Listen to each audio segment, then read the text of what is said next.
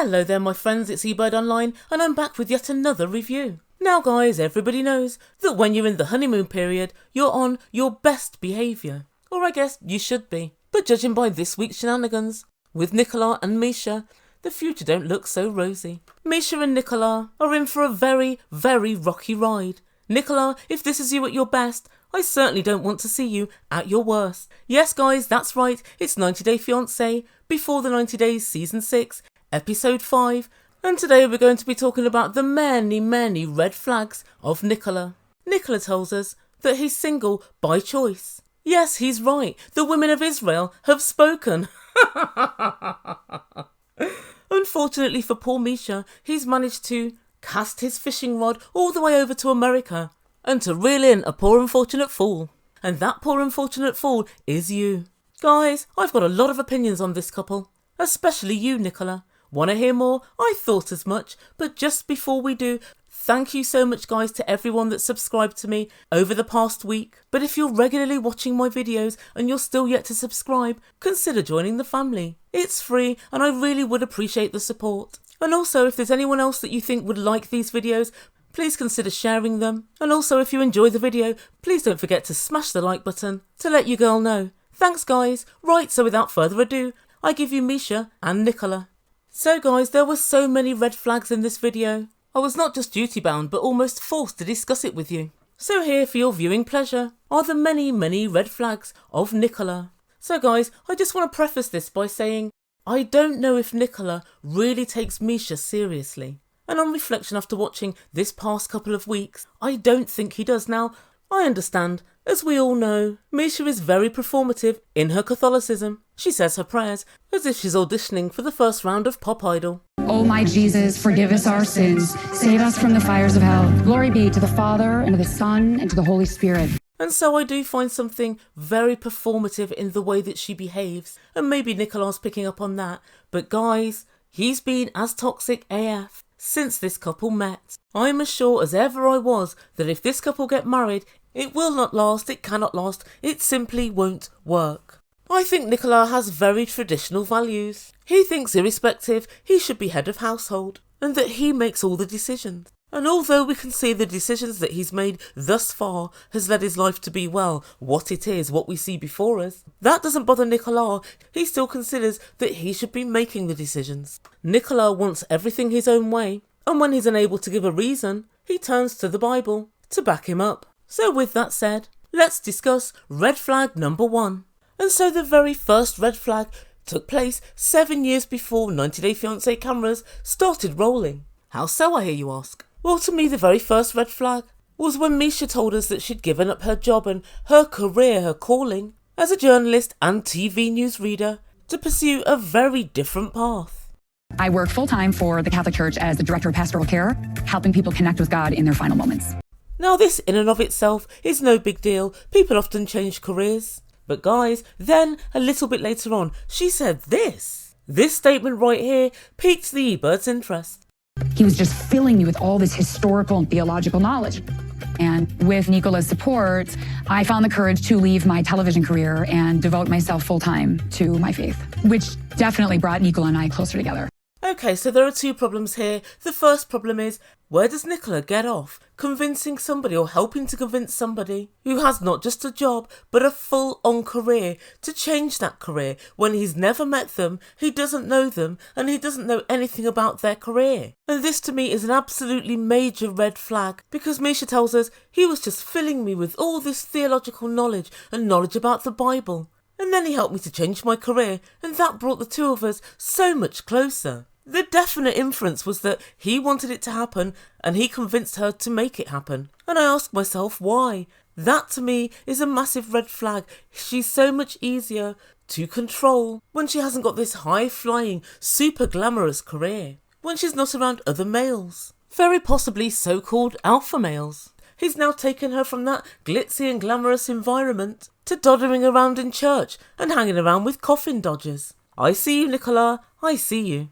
And so on to red flag number 2. And this was the first instance we saw on screen of Nicola trying to lay down the law with Meisha. And so they were talking on FaceTime and her cat Noah was on the bed. Meisha said, "Look who's come to see you." And the look on Nicola's face spoke 1,000 words. He doesn't like the cat being on the bed. Now I've got to say, I do have some sympathy with this sentiment. Our cat gets on our bed. She's quite a long-haired cat and yeah, the hairs are kind of everywhere. It takes an awful lot of cleaning. So I do get exactly where he's coming from. However, there are two things which made it, to me, a red flag. And the first thing was the look on his face. And he said, I don't want that cat on the bed. And that to me is very strange, because really it matters not what you want. You have to have a discussion. Already he thinks that he can lay down the law in a home that isn't his, under a dime that isn't his, in a country that isn't his, and with a cat that isn't his. He's got some bollocks, he really does. But the second and most important thing was how he phrased it. Guys, just listen to this. Hi, sweetie pie. Did you see who just came to visit you? Look. Oh. Your little baby. Oh my God, Meisha. Stop. No, baby. Stop. No. It is your baby. Get used to it. I'm telling you, Meisha, with Nico. God's will, when we get married, I don't want to see my cat on my bed. Forget it. Yes, he really did say that. He said, with God's will. I don't want to see that cat on my bed. I'm telling you, Meisha, with Nico. God's will, when we get married, I don't want to see my cat on my bed. Guys, this Nicola is slick. With God's will. God made every little creature under the sea and the sky. That includes Noah the cat. Does it say in the Bible the cat can't be on the bed? I don't know. Let me know in comments down below. I don't recall it. But either when he has no argument or he can't be bothered to articulate his argument, he just says, with God's will. It's his catch-all phrase for what Nicola wants. Hot on the heels of that is red flag number 3. And this was his attitude towards Meisha when he was talking to his friend whilst fishing. ميشا لا تيجي لهون تاخذها لهون تتصيد بس هي بتعرف انك انت بتصيد سمك؟ كل نهار ما بتتعذب عملات علي مرات اذا ولا برد عليها بتليفون بتكون بالبحر كل نهار بدي اياني اكون بالتليفون واذا ولا برد عليها بتتعذب. So as you hear, Nicola's busy laughing at the fact that when he goes fishing and Meisha can't get hold of him all day, she's really angry. Somehow her being angry and upset is funny to Nicola. Interesting. Not a great trait, certainly a red flag. And a supplementary issue is the fact that he's laughing about this with his friend. I don't know if he thinks that makes him more masculine or if he genuinely just doesn't care what Meisha feels. Either way, it's a red flag. And red flag number 4 is quite a serious point, and that's the fact that Nicola doesn't have a job. So we heard from his friend Wasim on the beach that Meisha just sits on his website all day and on social media, and he doesn't really do much with his life. Now at the moment we know he cares for his elderly mother, but how long has he been doing that? So there are certainly questions to be answered regarding his lack of a job. I'd assume that his Christian website was somehow making some sort of income, but he basically just does that for fun, and I have no idea what money he lives on, more than likely his parents. Now he obviously has website development skills, but I wonder when he moves to the US, how's he going to sustain himself? And lest we forget, he's already ran Meisha out of a very high-paying career into what's almost certainly a career that pays less well. So I just wonder how they're going to live when he gets to America. And so let's move on to Meisha and Nicola's first meeting. And so they met at the airport, and I think Nicola looked very, very relieved that Meisha looked exactly as she did on video. And they hugged and embraced for quite a while, and it was quite a nice scene, and it would seem the two get on quite well. There was a couple of mini red flags. NICO was exasperated with the amount of luggage that Meisha bought. Fair enough, Mr. Ebird's always exasperated by the amount of luggage that I bring, especially when he gets on holiday, opens his case and discovers half of his clothes have been chucked out in favour of even more of my clothes. But he daren't mention it because otherwise I'll red flag him. And so the couple go off to a hotel to get ready for more and more red flags. And so they arrive at the hotel and it's quite small, but they both seem really happy. And so when they're at reception, Nicola double checks there are separate beds. And the receptionist said yes, and he said, this is my wife-to-be. She's not my wife yet, but she's going to be my wife. And guys, I'm not going to call this a full red flag, but I do see signs of possession and ownership there. Not just because he's saying, I want to marry you. That's fair enough. They've had this, I don't know, relationship for 7 years online. They both want to marry each other, so it seems. But the fact is, it's almost like NICO wants to tell everybody, this is my possession to be, and they've only met each other 45 minutes before. Anyway, they go up to the room and they unpack. And Nicola moans because he said it's more or less like a bomb site after Meisha's unpacked. And I'd love to call that a red flag, but I make him exactly right. She'd taken every single item out of her suitcases and put it all over the room. Everything was stacked up. Meisha, I'm looking behind you and I can see a wardrobe with hangers which is entirely empty. This room's not big enough for all of this. And actually, to Nico's credit, he does concede the following. Do you want to tell me that we're going to be here like 8 days with this mess? What? I have a whole nother suitcase, so you can't let this bother you because Another suitcase? you have to say to yourself, I will learn to love it. Okay, I will learn everything for you. I will learn. I don't know if it's true. And so he says he's going to learn to love the mess. Guys, what's the betting? He's going to be moaning about this same mess in but a mere day or so. And so the next red flag number 5, is Nicola's insistence on getting married very quickly. He doesn't think they need to get to know each other. What for? God put us together. God knows us. Again, with this God. Doesn't Nicola know God's busy with other things? Do you think God's busy watching what you and Meisha are doing? Of course she isn't. She's got bigger fish to fry. You saying that you don't want to marry? No. I just mean that there's going to be a lot that we have to learn about each other still, and a lot that we're going to go through. And everything looks good, but we have to go deep and know for real that it is good. Fair enough, Meisha. Fair enough. And so although he says, fair enough, Meisha, fair enough, you can see he's unhappy. Meisha's exactly right. They need to get to know each other on a much deeper level first. But of course, Nicola doesn't agree. I don't think we need all this time. It's just, for what? If God bringing you somebody to your life, you know this is coming from God. She know me. She know how I behave. She know what I think. She know what I believe. I'm surprised that she don't have the same emotion like me.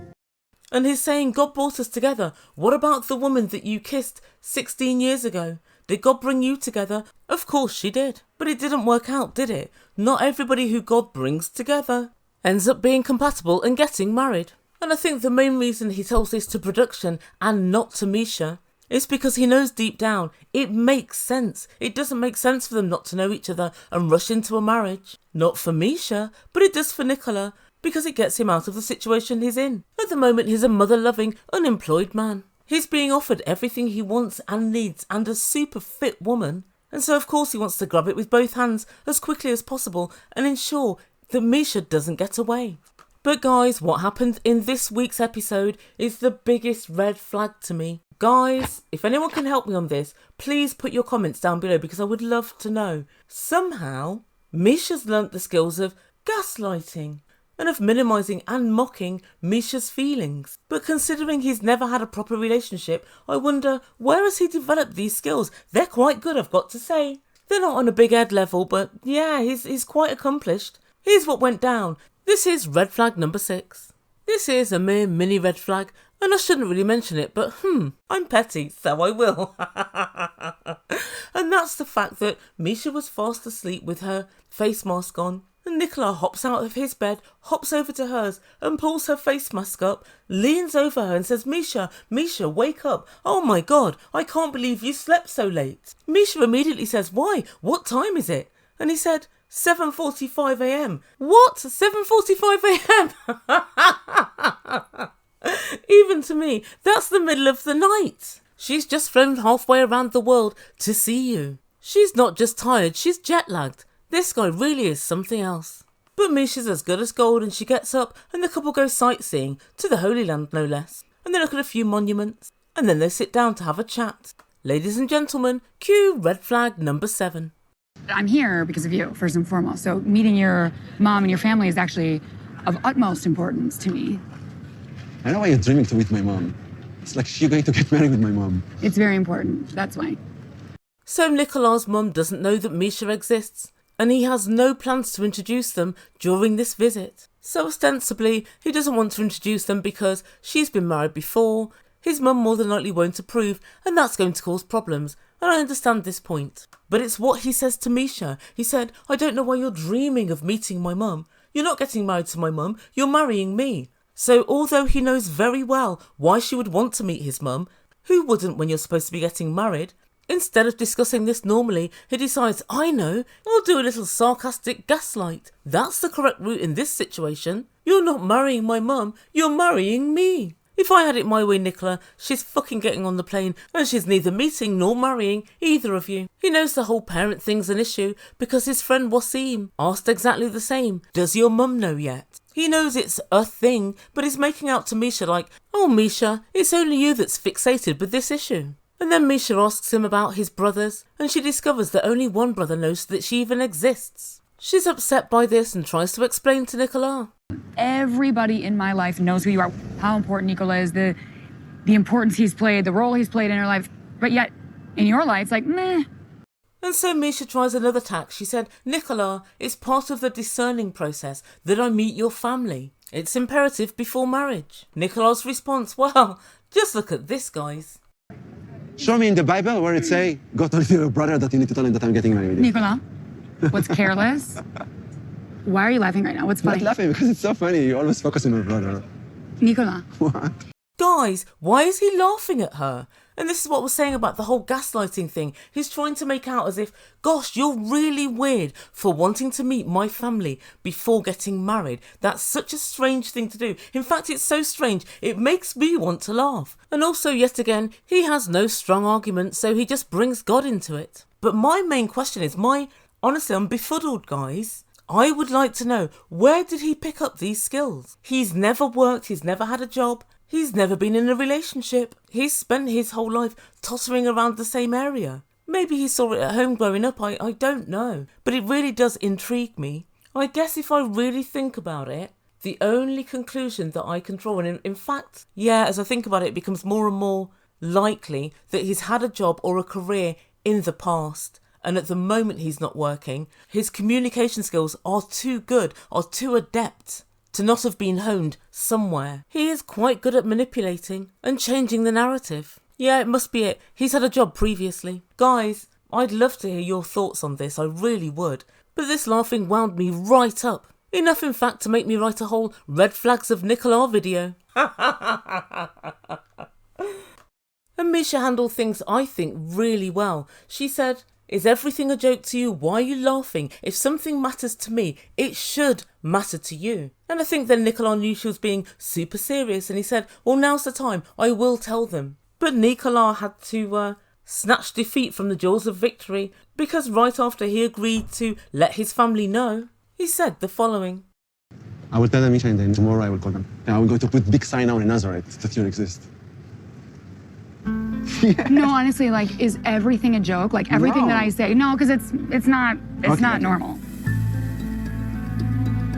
So guys, these red flags are just waving and waving. She's literally just said, this is not a joke. This is serious to me that I want your family to know about me. And he still can't help but to kind of still minimise her feelings, even whilst agreeing to do it. And he said, there's a time for everything, Meisha, and now is the time. What? You've been seeing this woman, allegedly. Well, I'll just say 90 Day Fiance seeing, i.e. speaking to online, for 7 years. You want to get married in the very near future. You can't just suddenly spring it onto your mum now and say, here's my wife to be. So I can understand why Meisha thinks it's past the time. I have to say I have some sympathy with both points of view here, because I think until you actually meet, you don't know what is what. So there's no point winding your mother up until you actually know that you are getting married. So I understand why he wanted to wait. I just didn't like the fact that immediately his go-to reaction was to try and belittle Meisha, laugh at her feelings, and minimise her feelings. Okay, and so the final time we see them this week, they're in the hotel room, and they're in the midst of another discussion. And guys, this conversation leads to a flag so big and red that the Chinese government rejected it. They thought, no, there's too much red here for us. Take it away. I never want to see it again.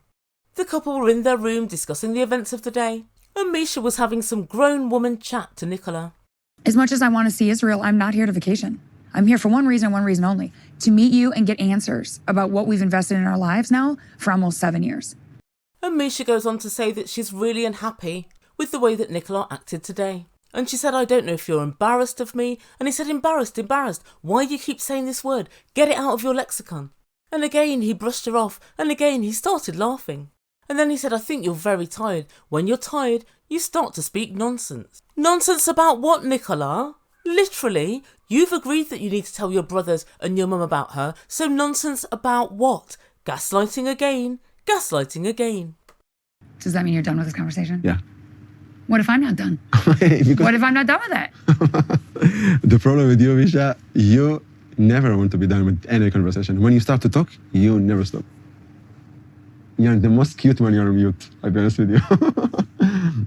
What? You're the most cute when you're mute. You talk too much. Oh my god, guys. Meisha's a better bitch than I am, because I would have done with him there and then. Even Mr. Ebird knows never to say, I talk too much. And between you and me, I talk too much. That's why I'm on YouTube.